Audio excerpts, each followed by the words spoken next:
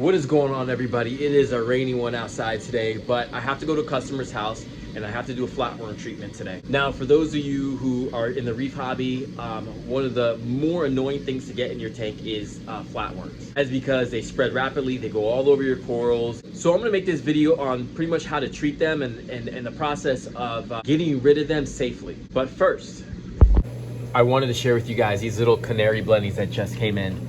They're aquaculture canary blennies. Look how small these guys are. Very underrated fish. Highly recommend these guys in your reef tank. Look at the color yellow on them. They're such a bright yellow. These guys are really hardy. They eat about anything. Do really well in most types of aquariums.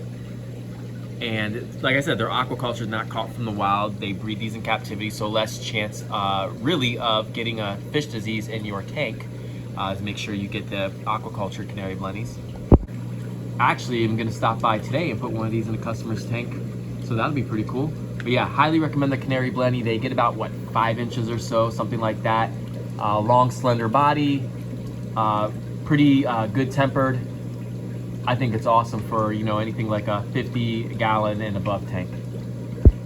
All right, so here we are at the customer's tank. We're gonna head inside right now, and I'm gonna show you guys just how bad this flatworm infestation is. All right, so here's the setup. This tank's been up for a long, long time. We took over service on this about 2 years ago or so. And when we first started, like, this whole tank was just covered in blue mushrooms. There wasn't much coral going on. We've been able to get the coral back and looking healthy. The tank is doing great, except for the fact that there's just not much biodiversity in here. And that's because of the fact that there's just so many flatworms in this aquarium. Now, he recently added, and by recently I mean like a year ago, added a Melanoris wrasse, which supposedly is supposed to eat flatworms, which we've had luck with them in tanks in the past that have done a really good job of eating flatworms. Unfortunately, there's so many flatworms in here, this guy's just not able to keep up with it. We went the Melanoris wrasse route just for the simple fact that, you know, the customer really didn't want to add chemical to his tank. And what we're doing today was kind of a last resort. So let's go ahead and take a look at what we have here. If you look on top of the mushrooms, all those little brown dots that are on there, those are all flatworms. And if you get a closer look, you can see how many are on just one coral. That is a ton. All on the mushrooms. For whatever reason, man, these flatworms love to go onto mushroom corals. I don't know what it is with the mushroom corals. And then again here, all those brown dots are more flatworms, and they're also irritating the hammer coral. It's harder to see them on the hammer coral. If you look closely, you can see them sliding on the polyps of the hammer coral, and as we put the medication in here, you'll really start to see them move on the hammer coral. You'll see them a lot better. Now, as far as on the glass, I was here just last week, and there was this tank was just filled with them. But last week I siphoned out a ton of them, like 10 gallons worth of water, and just a ton of flatworms came out in that. There's one here on the glass, another really big one here on the glass here. But this glass was absolutely covered with flatworms, and I siphoned out as many as I possibly could. There were so many last time that this toadstool, the polyps weren't even out because the flatworms completely covered it and were not letting the polyps come out. So I had to siphon that whole thing off, and now the polyps are out, so that's a good sign. And then on these pallies right here, more flatworms, again, where the brown is, they're all on there. They don't move much, but as we put this medication in, you're gonna start to see them dance. Look at the size of this one, holy moly. Look at that. Look at the size of that flatworm, whoa. Now these are relatively harmless. They're not eating the coral, they're not bothering the LPS, they're not really doing any harm. They don't affect the fish in any ways. They're fine for now, right? But the issue with them is that they're, number one, they're unsightly. But number two is they're really just taking over, and they're the main source of kind of cleanup crew in here. And it's just destroying the biodiversity, which I think has a lot to do with why we're getting a lot of brown on the sand. I'd like to see more amphipods and copepods in this tank and less flatworms. The other issue is if for whatever reason there was a mass die-off of these things, they release toxins, and that toxin, if we ever approach that situation would get in the water and it would wipe out everything in here, because there's so many flatworms in this tank that if they all happen to die for temperature issue happened or whatever, God forbid something happened like that, and all those flatworms started to die, all these fish, all these corals most likely would suffer and would die. So that's another reason why we're going to be doing the flatworm treatment today. That's my star polyp right here. The other reason is because we would like to add more coral in this tank, and I don't want coral that's going to be irritated by the flatworms. Look at this beautiful frog spawn right here.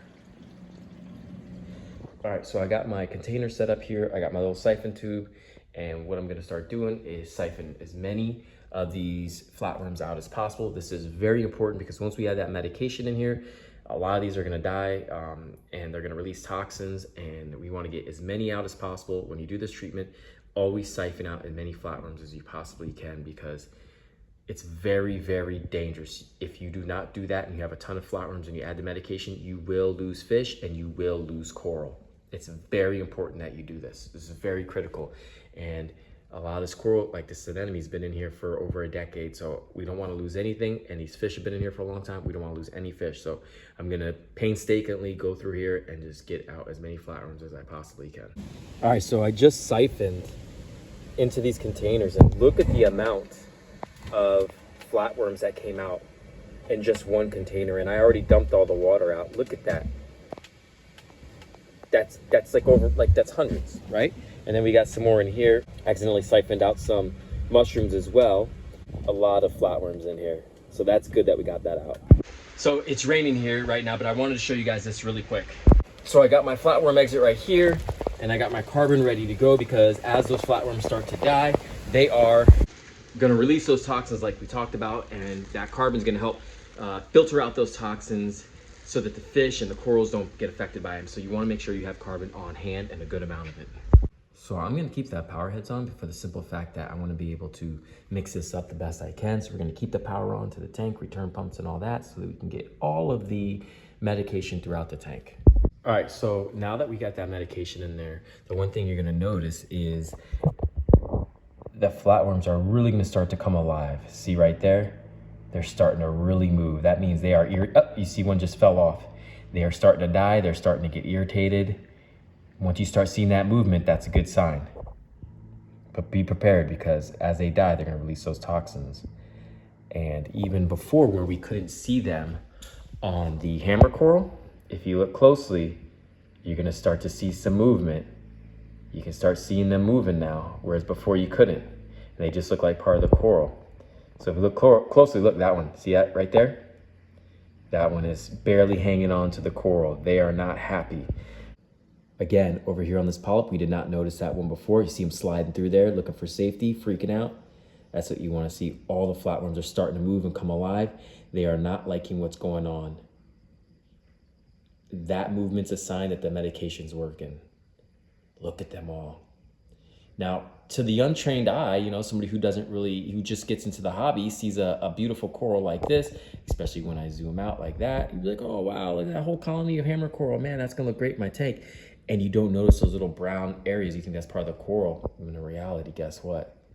That's flatworms. And you could dip the coral and it might help a little bit. You might see some flatworms come off and use your coral dip or whatever, but you're not gonna get them all. And trust me when I say these flatworms have laid eggs all throughout this coral. And even if you dip, you're not dipping to kill those eggs. I don't care what dip you guys use. I don't care if we use insecticide, it still doesn't kill this stuff. So what I'm looking for right now, besides the movement of the flatworms, is this leather coral starting to get irritated? Is this polyps gonna go in? Are the polyps of the star polyp gonna go in? Is this anemone especially gonna start to retract? That's what I'm looking for. Are the corals in this tank gonna start to be irritated and annoyed? These are already going in, but that's because I siphoned flatworms off of them, so I'm not worried about that. I'm more worried about the Euophilia coral, and especially this anemone, which is, I think, would show the quickest signs of being irritated. So we wanna make sure, and if you look right here, look at this. You can see flatworms crawling on the anemone, but we wanna keep a close eye on this anemone and make sure that there's nothing that's wrong with him, because we don't wanna lose anything. And if we do, we act quick with the water change and the carbon. When you add this flatworm exit to your tank, you want to wait about 30 minutes. You want to do the recommended dosage and wait about 30 minutes and kind of take a look at your tank, see if there's movement of the flatworm, see how effective the medication is. If the flatworms aren't budging, if they're staying the same, or if it doesn't look like much is changing, then you can add a little bit more and then see what that does. But meantime, while we're here waiting the 30 minutes, I just want to take the time to say that if you know, even if you dip your corals, that's always good practice. But a lot of times the eggs still stay in the coral. So even if you dip and you get rid of some of the flatworms off a particular coral, the eggs still will remain behind, and you could have that coral in there for months and not notice anything, and all of a sudden you get this bloom of flatworms. There is always the option of dipping in flatworm exit, you know, getting a gallon of water, or you know, getting a couple gallons of water and then hitting some flatworm exit and using that as kind of a dip too to get any flatworms off. I think the most important thing is once you see flatworms in your tank, act quickly, do the treatment as soon as possible, and multiple treatments too to make sure that you get them all, because they do leave behind eggs and those will just hatch in a matter of weeks or so. You know, you don't want to wait till you have a full infestation. Definitely go ahead and just knock it out as soon as possible. Now that we got the medication working and now things are kind of getting jotted loose, I'm going to go ahead and start blowing. Flatworms are coming off as I blow. So I'm gonna go ahead and start blowing the rock. Because these flatworms have already loosened up their grip, we're gonna go ahead and blow off as many as possible. You can start to see them falling off the corals. Now, very gentle when you do, you feel your corals because they can tear easily. Just a gentle blow and you can start to see them coming off. See them floating off the coral? Just blow off as many as we can, just gentle, just a gentle blow. And we're gonna get off as many of those flatworms as possible, dislodge them, getting them up and out of the tank and not make it comfortable for them at all. And now they're really floating around the tank. Look at all that floating there. And we're gonna go ahead and do that throughout the whole aquarium, blow off as many of these flatworms as possible, and then we can try to connect them out. Just blow through here and look at all the flatworms that just come off here. Just a massive amount, not to mention all the dirt and grime that's caught in between these polyps that get caught up in there. It's a lot of detritus. Yeah, there's a bunch of flatworms. Look at that. Look at them all coming off. Heck yeah. And you know, honestly, I do think it's just good practice to just blow off your rock every so often in the areas that the flow doesn't really reach. I think it's good practice to kind of blow them off and get rid of some of the detritus, especially in the hard to reach areas, and get that stuff into the filtration so it can be filtered out. I just think that's good practice to do that every once in a while, hit those dead spots. As they break off and start floating in the tank, we're gonna get as many with the net as we possibly can. Anything that's in the water column, get out with the net. Now what I'm doing is gravel vacuuming any of the flatworms that could be in the sand. I'm seeing a lot of them falling in the sand. So I'm gonna go ahead and gravel vac up as many as I possibly can. Guys, I've been here for like 3 hours, just painstakingly siphoning flatworms, netting flatworms out, gravel vacuuming flatworms out. I've been here for 3 hours and I'm still finding flatworms everywhere. This is a very slow, tedious process. And if you wanna do it quick, and if you have a lot of flatworms and you're trying to do this quick, it's not gonna work. As you do your medication, there'll be residual medication left in the system, most likely.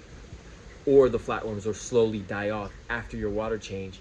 If you have a bad infestation, it's very important you take your time and you go slow and you siphon them out, net them out, siphon them out, net them out. I know it's not fun, you're gonna have to dedicate a large part of your day towards it, but other than that, like, you're gonna have dead fish and dead coral, and you know, that can't happen. So here we are, a little less than halfway of the water volume, and I'm just keeping an eye on everything. So far the corals look fine. The fish are behaving normally. I definitely want to keep an eye on the fish, check their gill rate, their breathing, their movements, make sure they're not acting spastic or anything like that. But there's still more flatworms popping up everywhere, on the glass, on the substrate. I want to make sure that there's very minimal flatworms in this tank, because after I do the water change and I fill back up, whatever's left could potentially die, and then that's gonna present a real problem. And honestly, this might even be one of those situations, ideally, if you have prepared a lot of water, that you do a half water change, wait a couple hours, maybe 2, 3, 4 hours, come back and do another water change and siphon up even more flatworms. I don't have that luxury because I don't have access to this tank like that. So I just did the water change, filled back up, netted out as many of the floaters that I could as I was filling the tank back up. And I've kind of let the tank settle. I packed up the truck and I'm just observing right now. I'm observing the fish, observing the coral, seeing how everything's acting.